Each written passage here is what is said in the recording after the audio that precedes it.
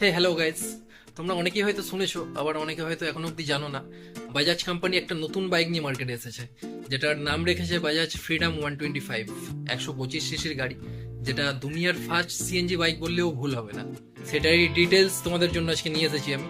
তো চলো, তার আগে ভাইয়ের চ্যানেলটা সাবস্ক্রাইব করে দাও।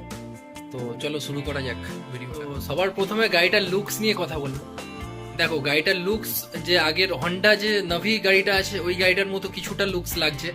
তো আমার ঠিকঠাকই লাগছে, স্টাইলিশ লাগছে। আশা করি তোমাদেরও ভালো লাগবে, আবার ভালো নাও লাগতে পারে, কারণ চয়েসটা তো তোমার মানে যার যার নিজস্ব ব্যক্তিগত ব্যাপার। এরপরে কথা হলো বাইকের মেন পার্ট, যেটা মানে আমাদের জন্য, মিডিল ক্লাস ফ্যামিলির জন্য আমরা যেটা সবার আগে দেখি, বাইকটা মাইলেজ কত দেবে। মানে আমি তো ওটাই সবার আগে দেখি।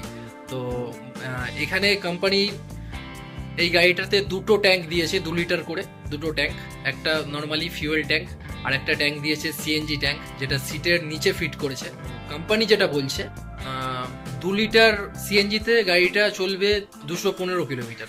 তার মানে 1 লিটার সিএনজিতে চলছে তোমার ধরো ওই 107 মতো কাছাকাছি হবে।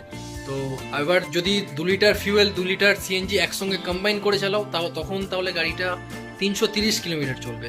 মানে বুঝতেই পারছো, অনেকটা সেফ। এবার তোমরা সুইচ করেও চালাতে পারো, মানে ধরো সিএনজিতে রেখেও চালাতে পারো, আবার ফিউয়েলে রেখেও চালাতে পারো, সেটার অপশন আছে।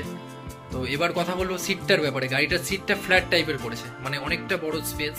তিনজন, দুজন তো কমফর্টেবল পুরো, আমার মনে হয় তিনজনও আরামসে বসতে পারবে। এটা একটু নর্মাল যে গাড়িগুলো আছে, হন্ডা গ্ল্যামার, স্প্লেন্ডার যে গাড়িগুলো আছে, এগুলোর সিটের তুলনায় একটু হাইটটা বাড়িয়েছে।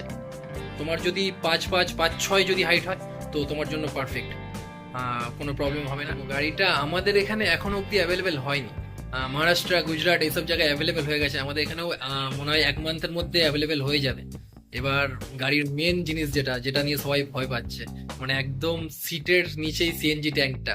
মানে বুঝতেই পারছো, কোনো রকমে যদি বাই চান্স এই 45 ডিগ্রি যা গরম পড়ছে, 45 ডিগ্রি টেম্পারেচারে যদি ফাটে, মানে ট্যাঙ্কটা যদি ফাটে, ব্লাস্ট করে, তার মানে বুঝতেই পারছো তোমারও ফেটে যাবে। তো এরকম সেই অনেকেই অনেক কিছু বলছে সেফটি নিয়ে।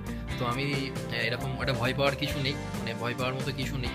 আমি অনেক ভিডিও দেখলাম সেফটি নিয়ে, তোমরাও হয়তো চাইলে দেখতে পাবে যে গাড়িটা কিভাবে চেকিং করা হচ্ছে।